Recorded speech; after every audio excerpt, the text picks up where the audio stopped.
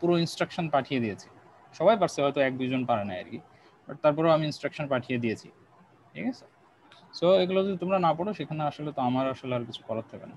Anyway, I hope যে তুমি তোমার অ্যান্সার পাইছো। আচ্ছা, তো আমাদের আজকের টপিকটা ছিল ক্রিস্টাল স্ট্রাকচারের, আমরা কিছু অংশ বাদ রেখে গিয়েছিলাম। তো আমরা যেটা করব সেটা হলো যে আগেরটা রিভিউ করব, আগেরটা রিভিউ করার পরে আমরা নেক্সটে ফলো অন করব, ঠিক আছে। কারণ অনেকে দেখা গেলো যে অলরেডি ভুলে গেছে, আর আল্লাহর রহমতে কেউ এতদিন এটা খুলে দেখছে কিনা আমার সন্দেহ হয়। সো দেখলে ভালো, but you are suppose to study this, একবার পড়ে দেখা তোমার উচিত ছিল, কারণ নেক্সট ক্লাসে না আসলে অনেক কিছু বুঝতে পারবো না হলে। তো তারপরেও আমি যেটা করার দরকার সেটা হলো যে রিভিউ দেওয়া দরকার, একটা রিভিউ আমি দিয়ে দিচ্ছি। সো আমরা দেখেছি ম্যাটেরিয়াল এবং ম্যাটেরিয়ালের প্যাকিং সম্পর্কে। সো সেখানে ক্রিস্টালাইন ম্যাটেরিয়াল সম্পর্কে আমরা আলোচনা করেছি, যেটা ক্রিস্টালাইন ম্যাটেরিয়াল বলতে আমরা বুঝিয়েছি যে অ্যাটম, যে ম্যাটেরিয়ালগুলোতে অ্যাটমগুলোর প্যাকড অবস্থায় থাকে, অর্থাৎ 3D অ্যারেতে খুব ঘনিষ্ঠ অবস্থায় থাকে, একটা একটা খুব কাছাকাছি অ্যাটমগুলো থাকে। আর টিপিক্যালি এগুলো মেটাল এবং সিরামিক আর কিছু পলিমারের ভিতরে এই ধরনের স্ট্রাকচার দেখা যায়। সো সেরকম একটা ক্রিস্টালাইন স্ট্রাকচার আমরা দেখিয়েছিলাম, crystalline silicon dioxide. So crystalline silicon ডাইঅক্সাইডের ক্ষেত্রে দেখা যায় যে এই যে তোমাদের লাল যে পয়েন্টগুলো, এগুলো হলো সিলিকন, আর নীল পয়েন্টগুলো অক্সিজেন। সো এখানে তুমি যদি এই একটা অ্যারেঞ্জমেন্ট কল্পনা করো, দেখো এরা খুব সুসজ্জিত অবস্থায় আছে, তাই না? এরা খুব অর্ডারলি ম্যানারই আছে। এই যে এটা একটা ষড়ভুজ, এটা একটা ষড়ভুজ, দে আর প্রপারলি মেনটেইনড, প্রপারলি অর্ডার্ড, ওকে। আর নন ক্রিস্টালাইন ম্যাটেরিয়ালের ক্ষেত্রে আমরা যেটা বলেছি সেটা হলো যে অ্যাটমসের কোনো পিরিয়ডিক প্যাকিং নাই, এরা ডিসঅর্ডারলি ম্যানারে থাকে, আর স্ট্রাকচারটা অনেক কমপ্লেক্স, এবং অন্য কোনো কোনো ম্যাটেরিয়ালকে খুব দ্রুত হিট দিয়ে দ্রুত কুল করলে আমরা ধরো ওরকম একটা শেপ পাই যেটা হলো out of the order shape, এবং এটাকে আমরা অনেক সময় বলি অ্যামরফাস বা non crystalline material. So non crystalline silicon dioxide আর ক্রিস্টালাইন সিলিকন ডাইঅক্সাইড দুটো একই পদার্থ, একই ম্যাটেরিয়াল, বাট দেখো এদের আণবিক গঠন কিন্তু আলাদা, ঠিক আছে। নন ক্রিস্টালাইন সিলিকন ডাইঅক্সাইডের ক্ষেত্রে দেখো এরা কোনো অর্ডার মেনটেন করেনি।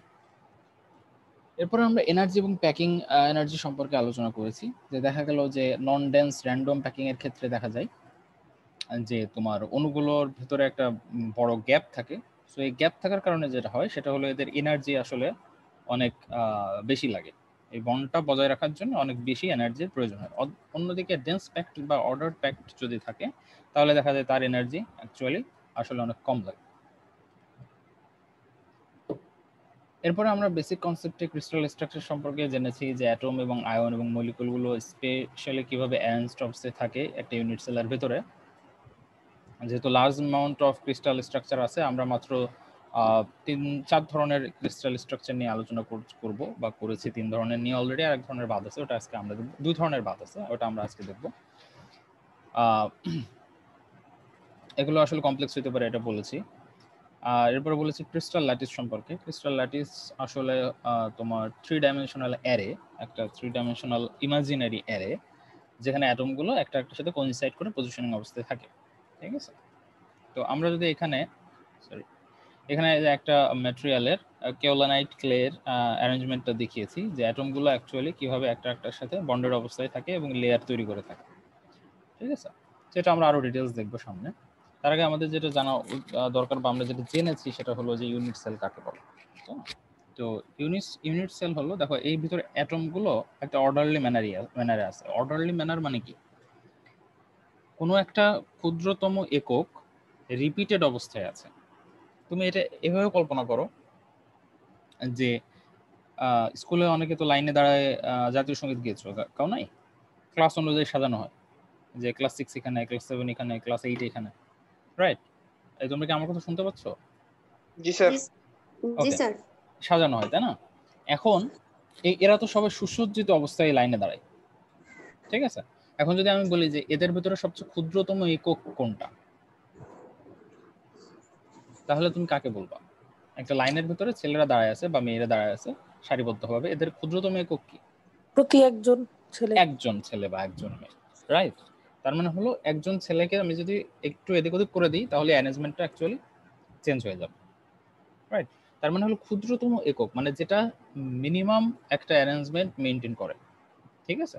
সো এখানে আমরা ইউনিট সেলের ক্ষেত্রে সেই একই কথা বলেছি, যে কয়েকটা অণু বা অ্যাটম কিভাবে মিনিমাম কিভাবে সজ্জিত থাকে সেই অংশটাকে স্মলেস্ট রিপিটেটিভ এন্টিটি, মানে হলো একদম ক্ষুদ্রতম যে অংশটা বারবার রিপিট হচ্ছে সেই অংশটাকে আমরা বলতেছি ইউনিট সেল। দেখো এইটা যদি আমরা কল্পনা করি একটা ইউনিট সেল, এই কিউবিক স্ট্রাকচারটা দেখো এটা অনেকবার রিপিট হবে, রাইট? উপরে নিচে ডানে বামে অনেকবার রিপিট হবে, রিপিট হয়ে হয়ে তোমার এক ধরনের ক্রিস্টাল তৈরি করবে। ওকে, সো সেইটাকে আমরা বলবো এর ক্ষুদ্রতম একক বা ইউনিট সেল। তো ইউনিট সেল হলো ক্রিস্টাল স্ট্রাকচারের বেসিক বিল্ডিং ব্লক। আর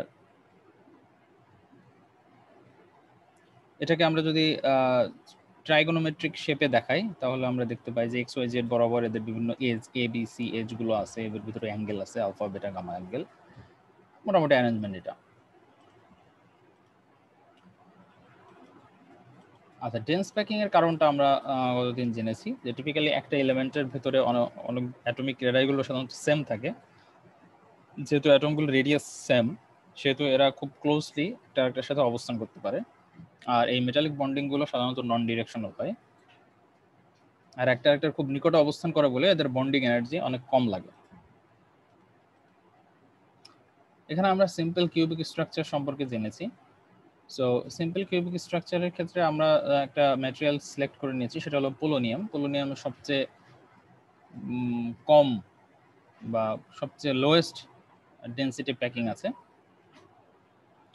সো এখানে আমরা একটা পোলোনিয়ামের অ্যাটমিক অ্যারেঞ্জমেন্ট দেখিয়েছি, তাই না? যে 4টা অণু একটার সাথে বন্ডের অবস্থায় আছে, ঠিক আছে? আমরা যদি খুব ক্ষুদ্রতম ভাবে দেখি, এটা হলো ক্ষুদ্রতম একক, মানে অ্যারেঞ্জমেন্ট যেটা সেটা। সো দেখো আমরা এখানে একটা অ্যাটম 1 2 3 4 5 6 6টা অ্যাটমের সাথে কানেক্টেড অবস্থায় আছে। সো আমরা বলতে পারি যে coordinate number 6। So simple cubic স্ট্রাকচারের ক্ষেত্রে যদি আমরা চিন্তা করি, আমরা দেখতে পারি যে এর এজ, এর লেন্থ হলো a, আর একটা এজ অ্যাকচুয়ালি দুইটা অ্যাটমের রেডিয়াস স্পর্শ করে আছে। সো আমরা এটা বলতে পারি যে r plus r equal to 2r, তার মানে হলো total a equal two 2r আমরা লিখতে পারি। সো আমরা যদি এই a এর ডিসটেন্সটা পেয়ে যাই তাহলে আমরা এই টোটাল কিউবের ভলিউমটা বের করে ফেলতে পারি, তাই না? Simple math, a cube equal two 2r এর হোল কিউব। তো এর ভিতরে তাহলে কয়টা অ্যাটম আছে? একটা অ্যাটম। তোমাদেরকে আগে দেখিয়েছে যে 8টা অ্যাটমের 8 ভাগের 1 ভাগ করে আছে, তার মানে 8 into 1/8 atoms equal to 1 atoms, right? তো আমরা এখন অ্যাটমিক প্যাকিং ফ্যাক্টর বের করব, যে volume of atoms in unit cell divided by volume of unit cell. সেখানে আমরা যদি কল্পনা করি যে এপিএফ অ্যাটমিক প্যাকিং ফ্যাক্টর এর atoms or atoms per unit cell, so এখানে কয়টা আছে? এস এর ক্ষেত্রে ছিল একটা, টোটাল ইউনিট সেলের ভিতরে একটার সমপরিমাণ অ্যাটম আছে, রাইট? সো এটার আমরা ভলিউম বের করতে হবে। সো আমরা ভলিউম কি দিয়ে বের করি? এটা যেহেতু স্ফিয়ার, অ্যাটম একটা স্ফিয়ার, রাইট? সো সেখানে আমরা ভলিউম কি দিয়ে বের করি? 4/3 পাই আর কিউব। সো 4/3 পাই আর কিউব, আর কিউব হলো তোমার 1/2 a এর হোল কিউব, ঠিক আছে? এটা সিম্পল ম্যাথ, এটা তো না বোঝার কিছু নাই। এরপরে আমরা এর ভলিউম দিয়ে এটাকে ডিভাইডেড করে দিলাম, ভাগ করে দিলাম, তাহলে আমরা এর অ্যাটমিক প্যাকিং ফ্যাক্টর পাবো 0.52, ঠিক আছে?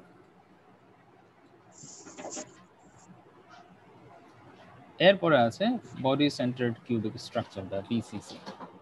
সো বিসিসিতে দেখো যে একটু ডিফারেন্ট, 4টা অ্যাটম আছে চারপাশে, এটা ঠিক আছে, কিন্তু এর মাঝখানে একটা সেন্টার অ্যাটম আছে, ঠিক আছে? সেজন্য আমরা এটাকে বলি বডি সেন্টার্ড কিউবিক স্ট্রাকচার। তো ক্রোমিয়াম, টাংস্টেন, আয়রন, ট্যান্টালাম, মলিবডান, এই ধরনের যতগুলো মেটেরিয়াল আছে তার ভিতরে সাধারণত এই ধরনের বিসিসি স্ট্রাকচারটা দেখা যায়, ঠিক আছে?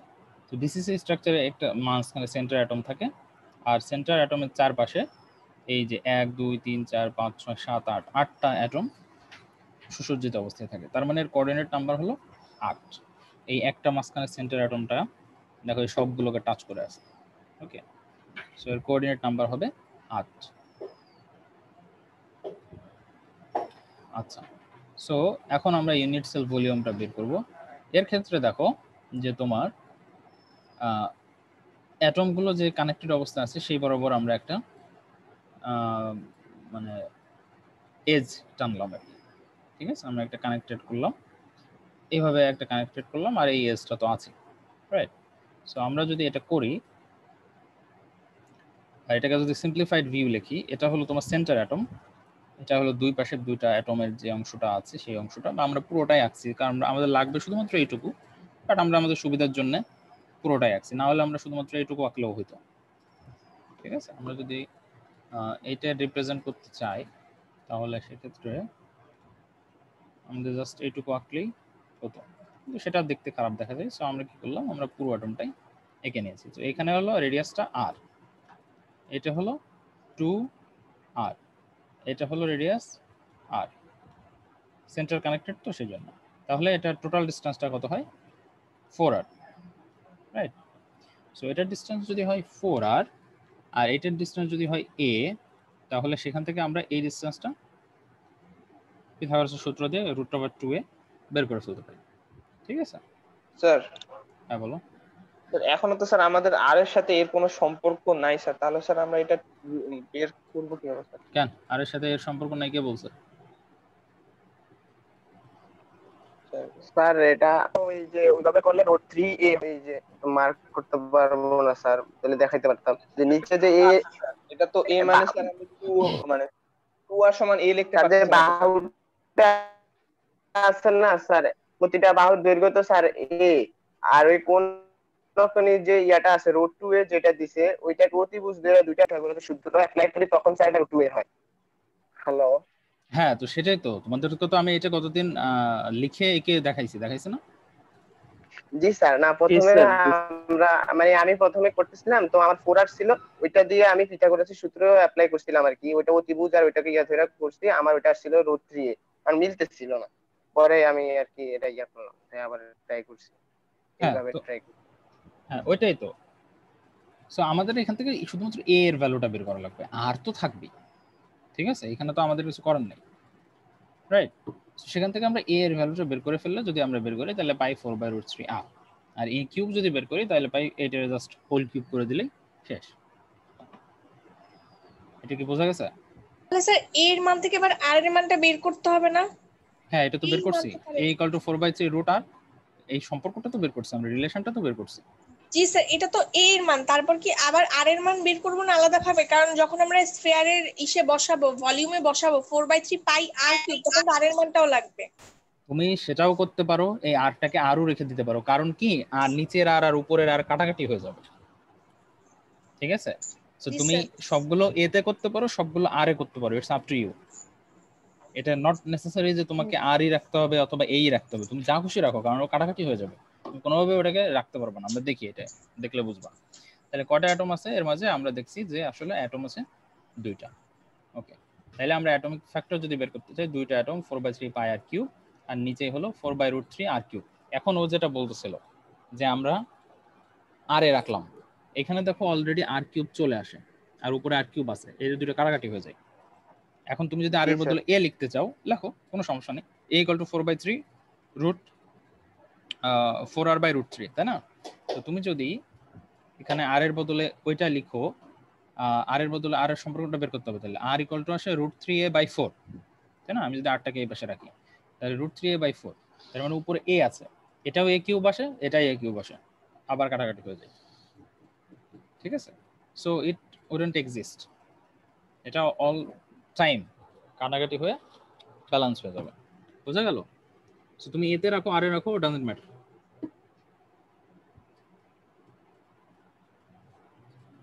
স্যার হ্যাঁ বলো। স্যার আমি স্যার √2 এটা কিভাবে আসলে স্যার ওটা আমি আরো এখনো বুঝিনি স্যার। আচ্ছা, ওকে, তাহলে তোমাকে যদি আমার বুঝাইতে হয়, পিথাগোরাসের সূত্র যদি দাঁড়াও,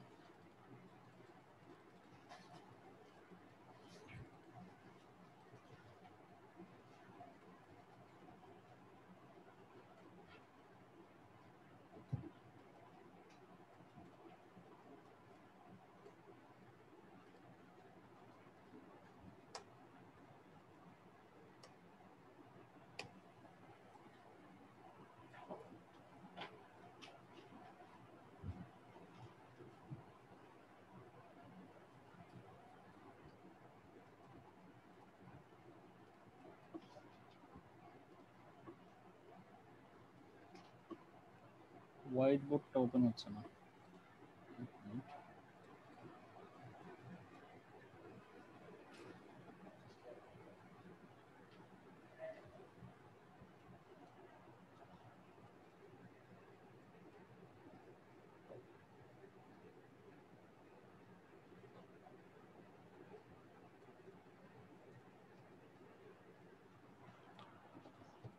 আমি একটা কাগজ পাই কিনা দেখি।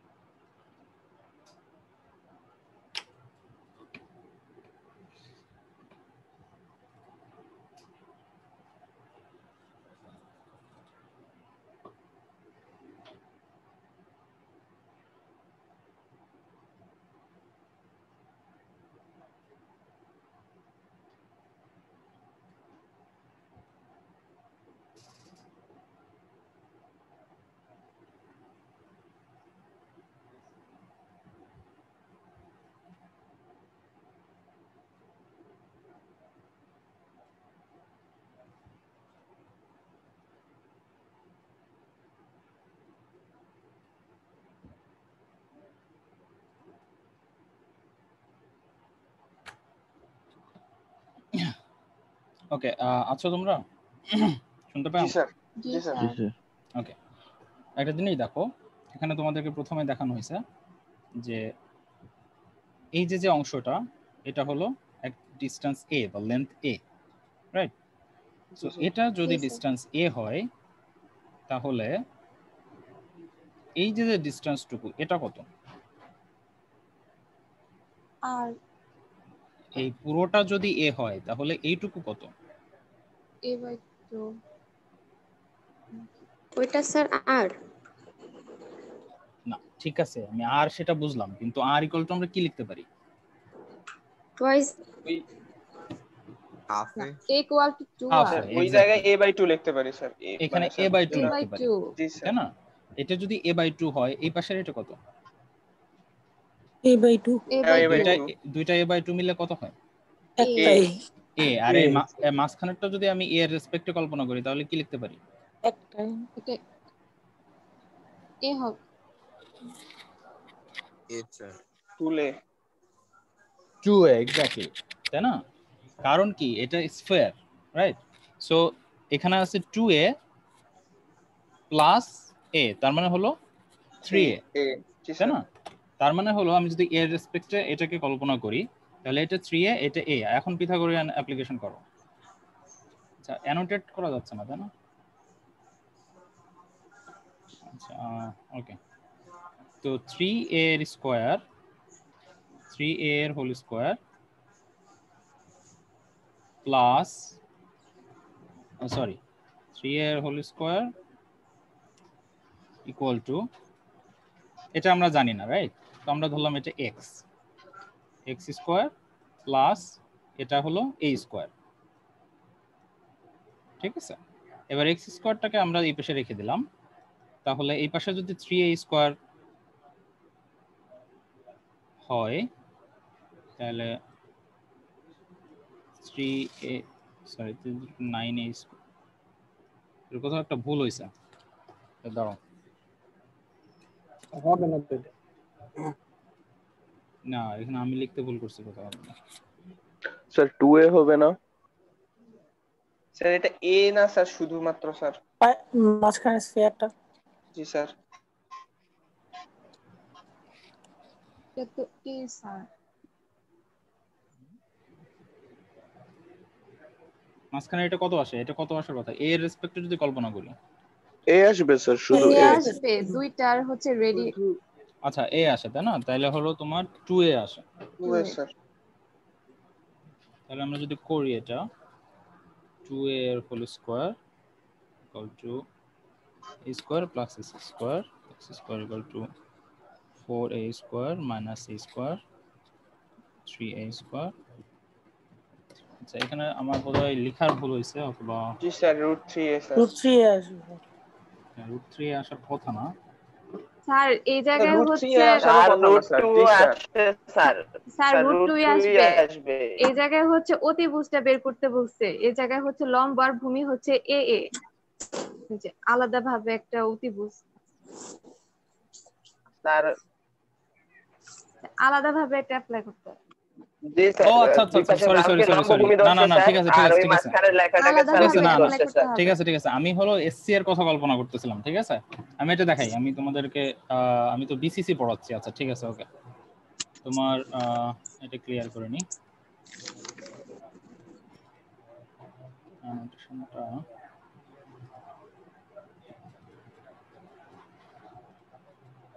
আচ্ছা সরি,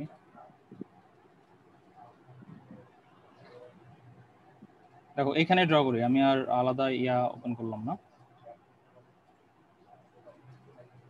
আচ্ছা এটা হলো বিসিসির ক্ষেত্রে। আচ্ছা আমাদের লাগবে হলো, দেখো এই ডিসটেন্সটা আমরা জানি 4r, রাইট, এইটা আমরা কত জানি, এটা জানি আমরা a, এই ডিসটেন্সটা আমরা a জানি, ওকে। আমরা এই ডিসটেন্সটা কত জানি, a জানি।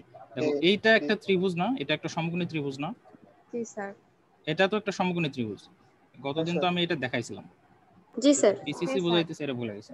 ওকে, এইটা যদি a হয়, এইটা যদি a হয়, তাহলে এই ডিসটেন্সটা কত, এইটা কত?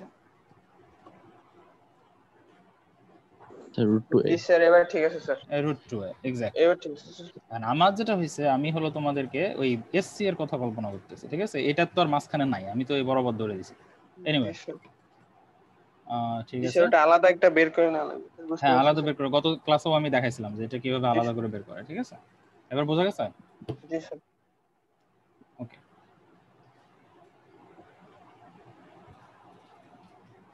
অ্যানোটেশন ওকে ঠিক আছে। সো আমরা যদি এটা এখন হিসাব করি, তাহলে আসে atoms per unit sell 2 × 4/3 πr³। আচ্ছা a কিউব এখান থেকে বের করা হয়েছে, তাহলে 2 atoms into 4/3 πr³ divided by 4/√3r এর হোল কিউব। আমরা এখান থেকে অ্যাটমিক ফ্যাক্টর পাবো 0.68, ঠিক আছে। বোঝা গেছে? এটা নিয়ে বিসিসি নিয়ে কে যেন প্রথমেই বলছিল যে কারো একটা প্রবলেম আছে। জি স্যার, আমি স্যার। ক্লিয়ার হয়েছে? জি স্যার। ঠিক আছে ওকে।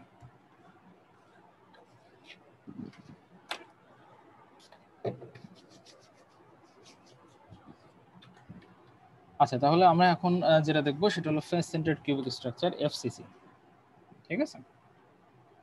সো এফসিসিটা থাকে সাধারণত aluminium, copper, gold, lead, nickel, platinum, silver, এই টাইপের যেগুলো ম্যাটেরিয়াল আছে সেগুলোর মধ্যে সাধারণত আমরা ফেস সেন্টার্ড কিউবিক স্ট্রাকচার বা এফসিসি দেখতে পাই। ঠিক আছে, সো এর কোঅর্ডিনেট নাম্বার যদি আমরা হিসাব করি তো এর কোঅর্ডিনেট নাম্বার পাই আমরা 8।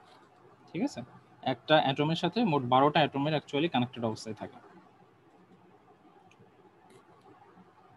আচ্ছা, সো এখন যদি আমরা এর ইউনিট সেল ভলিউমটা কনসিডার করি সেহেতু দেখবো যে যেহেতু এটা ফেস সেন্টার্ড কিউবিক স্ট্রাকচার সেহেতু আমরা এই অ্যাটমগুলো যেভাবে কানেক্টেড অবস্থায় এটার সাথে এটা কানেক্টেড অবস্থায় আছে, সো এই বরাবর আমরা একটা কর্ণ টানতে পারি। ঠিক আছে, আর এই এসটা আমরা জানি এ, এই এসটা জানি আমরা এ। সো আমরা যদি এটাকে একটু সাজিয়ে লিখি তাহলে লিখতে পারি নিচেরটা এ, পাশেরটা এ, আর এটা হলো 4r, যেহেতু 2r a বাই a, তাহলে কত আসে 4r। ওকে, তাহলে আমরা এখান থেকে a এর ভ্যালু বের করতে পারি পিথাগোরিয়ান সূত্র দিয়ে 4r whole square equal to a square plus a square. তাহলে a equal to 2√2 into r, a cube equal to 16√3 r cube. ঠিক আছে, এটুকু তো বোঝা গেছে নাকি? এটা নিয়ে তো কনফিউশন নাই না স্যার। এবার এর ভিতরে অ্যাটম আছে কয়টা? চারটা। এবার আমরা বোঝাও চারটা কেমন। স্যার উপর নিচে দুইটা মিলে একটা, তারপর স্যার পূর্ব পশ্চিমে উত্তর দক্ষিণে মিলে দুইটা, তিনটা, আর স্যার আর খন্ড খন্ড যেগুলো আছে স্যার ওগুলো 8 ভাগের 1 ভাগ একটা, মোট 4টা। এক্স্যাক্টলি, তার মানে হলো আমরা এটা দেখতে পাই যে তোমার এই যে 3টা আছে এর অপোজিট দিকেও 3টা আছে, তার মানে 6টার হলো অর্ধেক, তাই না? অর্ধেক করে আছে, তার মানে 6 × 1/3 সেটা হবে তোমার 3, আর কর্নার অ্যাটম আছে 8টা, সেটা হলো 1/8 ভাগ, সেটা হলো 1/8, এটা হলো 4 অ্যাটমস। ঠিক আছে, সো এখন আমরা যদি এর প্যাকিং ফ্যাক্টর বের করতে চাই, অ্যাটমিক প্যাকিং ফ্যাক্টর, তাহলে টোটাল অ্যাটম আছে 4টা, এদের টোটাল অ্যাটমের ভলিউম 4 × 4/3 পাই আর কিউব, আর নিচে হলো তোমার a এর কিউব বা 16√2 r এর কিউব। সো সেখান থেকে আমরা অ্যাটমিক প্যাকিং ফ্যাক্টরটা পেয়ে যাব 0.75। হ্যাঁ বলো। কিভাবে ওটা আরেকবার বুঝি নাই। চারটা কিভাবে ওইটা যদি আরেকবার বুঝাতেন, চারটা অ্যাটম।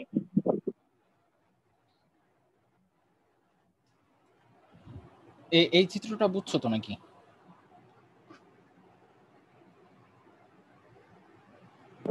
এটা স্যার ওই যে মানে ভাগ অংশ।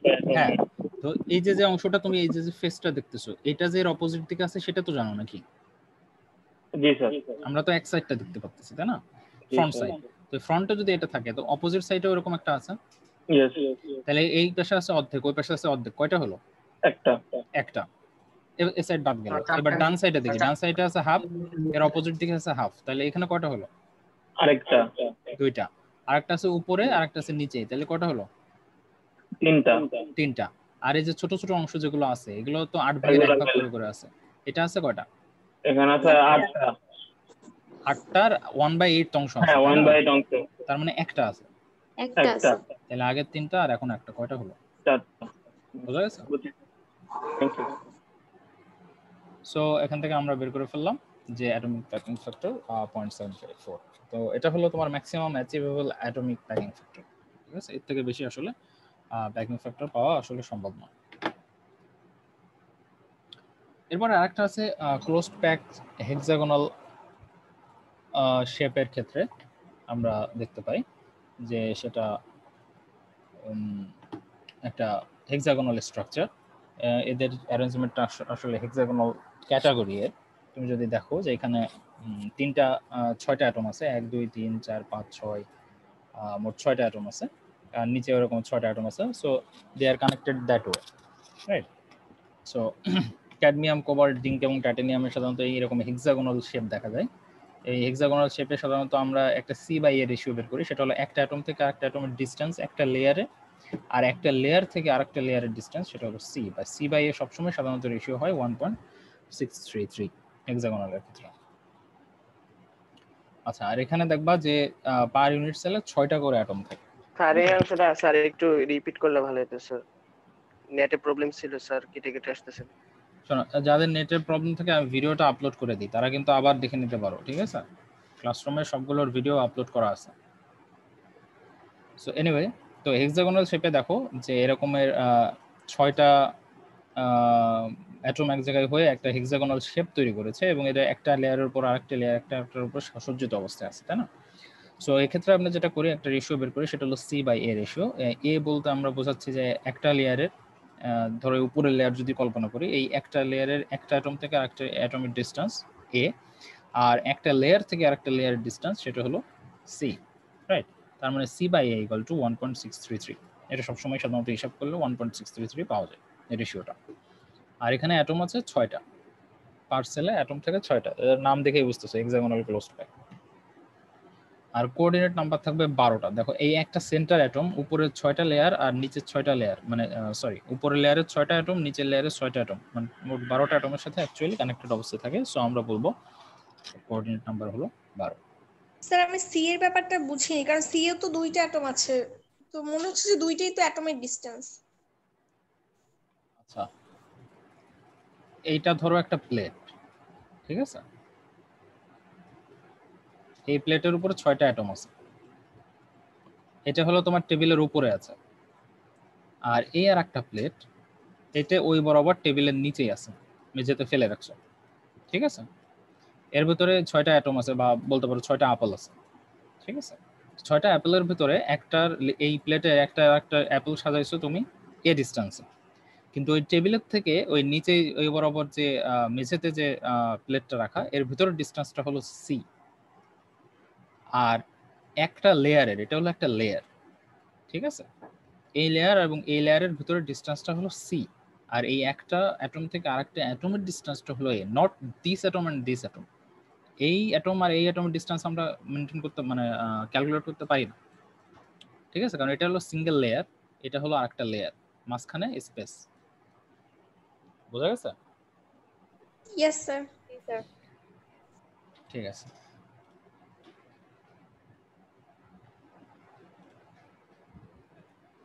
আচ্ছা, এরপরে আমরা যে টপিকটা পড়বো সেটা হলো থিওরিটিক্যাল ডেনসিটি, ঠিক আছে? তো থিওরিটিক্যাল ডেনসিটির ক্ষেত্রে আমরা জানি যে আমরা ডেনসিটি নির্ণয় করা, তোমরা 9-10 বা 11-12 গুলোয় ফিজিক্স ল্যাবে পড়েছো যে একটা পদার্থের কিভাবে ডেনসিটি নির্ণয় করা হয়, এবং ডেনসিটি একটা একক আছে। ডেনসিটি একক কি? KG metre per cube. KG metre per cube? কেমন হয়ে গেল? এই ঠিক করে বলো তো।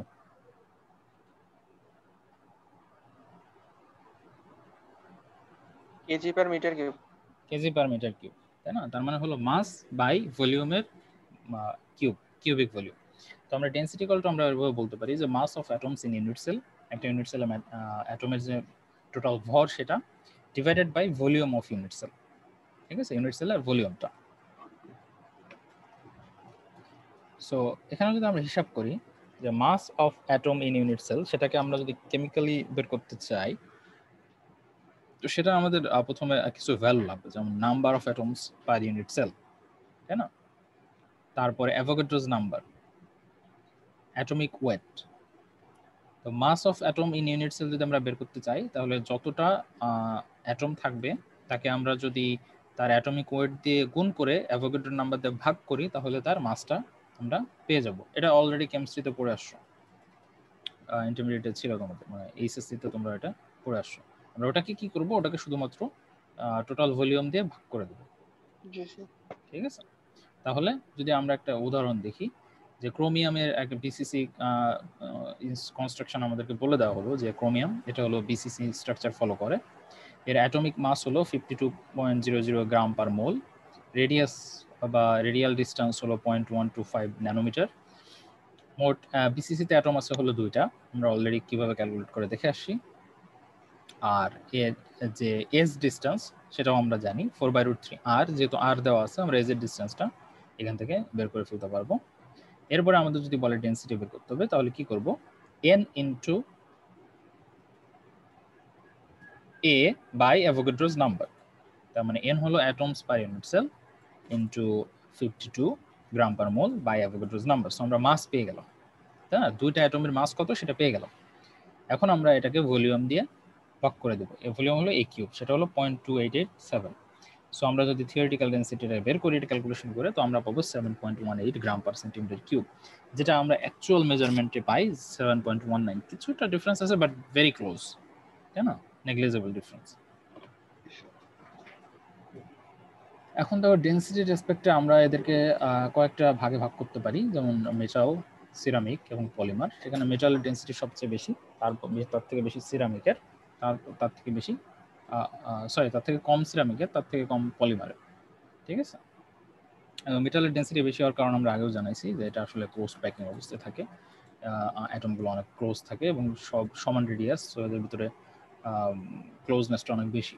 সিরামিকের ক্ষেত্রে দেখা যায় যে লেস ডেন্সড প্যাকড এবং এরা অনেক ক্ষেত্রে লাইটার এলিমেন্ট, অনেক হালকা। আর পলিমার আরও হালকা। ঠিক আছে, কার্বন, হাইড্রোজেন, অক্সিজেন টাইপ ম্যাটেরিয়ালও আসলে এর ভিতরে আমরা কনসিডার করি। আচ্ছা, এরপরে আছে পলিমরফিজম। পলিমরফিজমটা আসলে কি? সো পলিমরফিজমটা হলো যে দুই বা ততোধিক ক্রিস্টাল স্ট্রাকচার যদি সেম ম্যাটেরিয়ালের ভেতরে থাকে তখন তাকে আমরা বলি পলিমরফিজম বা অ্যালোট্রপি।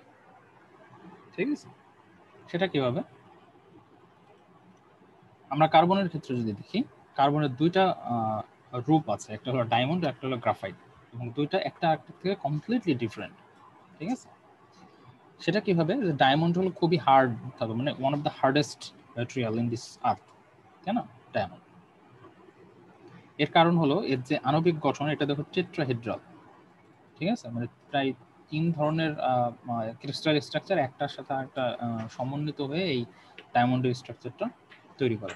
সো শুধুমাত্র এর আণবিক গঠনের কারণে এটা ডায়মন্ড হয়েছে। গ্রাফাইটের ক্ষেত্রে দেখা যায় যে হেক্সাগোনাল শেপের অনেকগুলো লেয়ার একটা আরেকটার উপর সন্নিবিষ্ট অবস্থায় থাকে, এবং এই অ্যারেঞ্জমেন্টের কারণে এটা গ্রাফাইট হয়েছে। এবং গ্রাফাইট খুবই নমনীয়, তোমরা জানো কার্বনের যতগুলো রূপ আছে তার ভিতরে গ্রাফাইট অনেক নমনীয়, এবং গ্রাফাইট আমরা অনেক সময় পেন্সিলে ইউজ করি লেখার কারণে, কারণ এর নমনীয়তা এবং এর কালো দাগ ফেলে সেই জন্য। এরপরে আয়রনেরও কিছুটা আমরা পলিমরফিজম দেখতে পাই। আর আয়রন ইউজুয়ালি বিসিসি, বাট একটা সার্টেন টেম্পারেচারে, যেমন 912 ডিগ্রি থেকে 1394 ডিগ্রি সেলসিয়াস টেম্পারেচারে, যেটাকে আমরা বলি গামা আয়রন, এই গামা আয়রন সাধারণত এফসিসি স্ট্রাকচার শো করে, শুধুমাত্র টেম্পারেচার ডিফারেন্সের কারণে। একটা সার্টেন টেম্পারেচারে এটা এফসিসি শো করে। সো দেখা যায় যে একই আয়রন একাধিক তোমার ক্রিস্টাল স্ট্রাকচার শো করতেছে। ঠিক আছে, এটাও এক ধরনের অ্যালোট্রপি বা পলিমরফিজম। তো এখান থেকে আমরা দেখলাম ক্রিস্টাল স্ট্রাকচার কিভাবে তৈরি হয়, ক্রিস্টাল স্ট্রাকচার কি, এর ইউনিট সেলগুলো কি কি, কিভাবে কাজ করে, আমরা কিভাবে মেজারমেন্টটা করতে পারি। 3টা সিম্পল ক্রিস্টাল স্ট্রাকচার সম্পর্কে ডিটেইলস পড়া হয়েছে এবং এদের অ্যাটমিক প্যাকিং ফ্যাক্টর আমরা বের করেছি। ঠিক আছে, সো এই হলো আমাদের আজকের ক্লাস ছিল। এখন যদি কারোর প্রশ্ন থাকে তো করতে পারো। স্যার পলিমরফিজমটা আরেকবার একটু বোঝালে ভালো হতো। পলিমরফিজম তোমরা কিন্তু আগেও পড়ছো। স্যার হ্যাঁ বলো। পলিমরফিজম কি কোপলিমার না? কোপলিমার মানে কোপলিমারের থিওরির সাথে তো মিলে স্যার। কোপলিমার বলতে তো আসলে কোপলিমার তো জিনিসটা আলাদা। ঠিক আছে, তোমার কোপলিমারে যেটা হয় সেটা হলো অনেকগুলো মনোমার একসাথে আর কি লেয়ার ক্রিয়েট করে। ঠিক আছে, ইটস নট নেসেসারি কোপলিমার। ঠিক আছে, এটা কমপ্লিটলি আলাদা জিনিস। আমরা তো পলিমার নিয়ে রাইট নাও কাজ করতেছি না, আমরা কাজ করতেছি হলো যে কোনো টাইপের ম্যাটেরিয়াল নিয়ে এবং তাদের ক্রিস্টাল স্ট্রাকচার নিয়ে। ঠিক আছে, আমরা যদি পলিমার নিয়ে শুধুমাত্র হিসাব করতাম তো পলিমারের ব্যাপারটা আলাদা। আচ্ছা, কেউ একজন বলতেছিল যে এটা ডায়মন্ড এবং গ্রাফাইট, এটা তোমরা ইন্টারমিডিয়েটে পড়ছো, ইন্টারমিডিয়েটে মধ্যে পার্থক্য লেখা ছিল যে তোমার ডায়মন্ড এবং গ্রাফাইটের ভিতরে পার্থক্য কি। সো দেখো, আমরা যদি আগের গুলো দেখি, এর ভিতরে কি আছে, এর ভিতরে জাস্ট এক ধরনের শেপ আছে, তাই না? আমরা যখন এফসিসি পড়ছি তার কি ফেস সেন্টার্ড কিউবিক স্ট্রাকচার আছে, তাই না? এখন তুমি কল্পনা করো যে এই এফসিসি আর বিসিসি দুইটা একই ম্যাটেরিয়ালের ভিতরে একসাথে অবস্থান করছে, তখন কি হবে?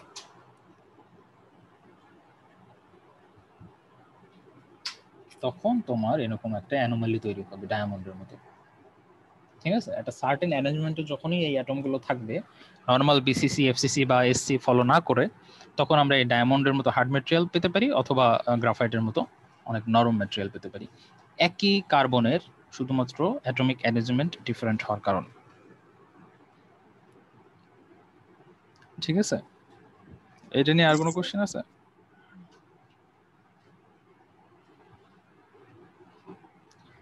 এটা হলো জাস্ট অ্যাটমিক অ্যারেঞ্জমেন্টটা অন্যরকম, ডিফারেন্ট, এই হলো ব্যাপার, নাথিং কমপ্লিকেটেড।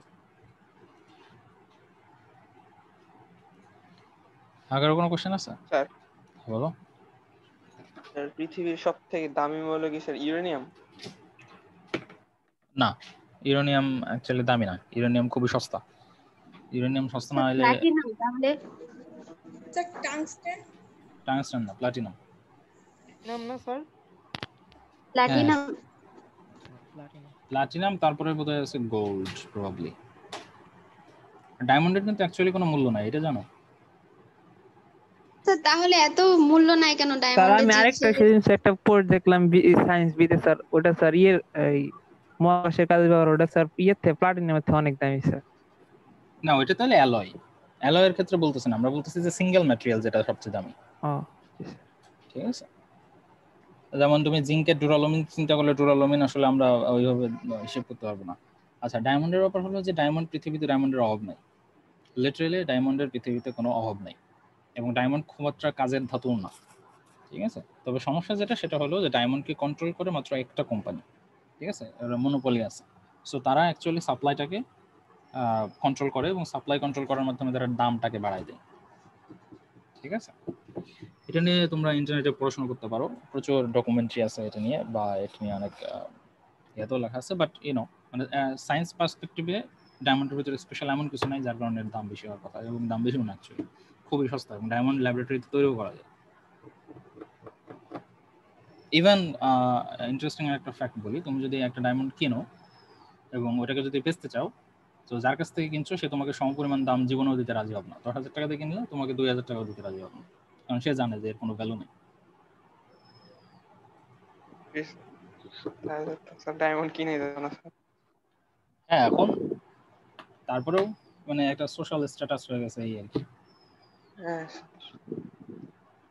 সো এটা নিয়ে তোমার একটা ডকুমেন্টারি আছে, ডকুমেন্টারিটার নাম আমার মনে নাই এক্স্যাক্টলি, বাট এটাই উইকিপিডিয়াও প্রচুর আছে, উইকিপিডিয়াও এই বিষয়ে অনেক লেখালেখি করা আছে। ঠিক আছে, এটা খুবই কমন নলেজ, বাট কেউ খোঁজে নাই আর কি।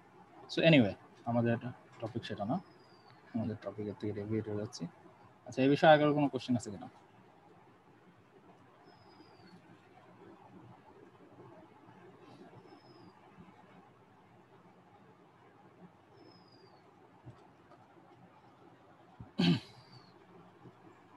আচ্ছা, তোমাদের এয়ার বিষয় যেটা, আমাদের কিছু সময় আছে এখনো, আমাদেরকে একটা বিষয় দেখিয়ে দিই। সেটা হলো তোমাদেরকে আমি একটা বইয়ের নাম বলেছিলাম, বইটা কালেক্ট করছো?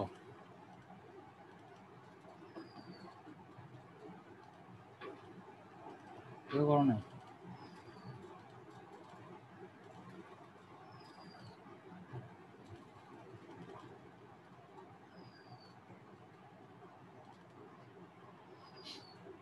এটা হলো সেই বই, দেখা যাচ্ছে?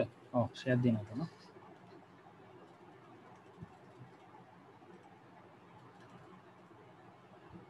তো এটা হলো তোমার বই, introduction to physical metallurgy, Sydney H অ্যাভনারের, অনলাইনে ফ্রিলি অ্যাভেলেবল। তবে তোমাকে ডাউনলোড করে নিতে হবে, কারণ আমি আপলোড দিলে আমার অ্যাকাউন্ট সাসপেন্ড করে দেবে, কারণ এটা কপিরাইটের আন্ডারে পড়ে যাবে আর কি। সো এখানে দেখো যে তোমাদের যেগুলো পড়ানো হয়েছে সবগুলো ডিটেলস লেখা আছে। ঠিক আছে, দেখা যাচ্ছে? জি স্যার। স্যার বইটার নাম আরেকবার একটু শো করলে ভালো হতো। ইন্ট্রোডাকশন টু কি জানি স্যার? ইন্ট্রোডাকশন, আচ্ছা শেয়ার বন্ধ হয়েছে না, সরি। বইটার নাম তোমাদের সিলেবাসেও দেওয়া আছে, আমি বলে দিয়েছিলাম প্রথম দিন।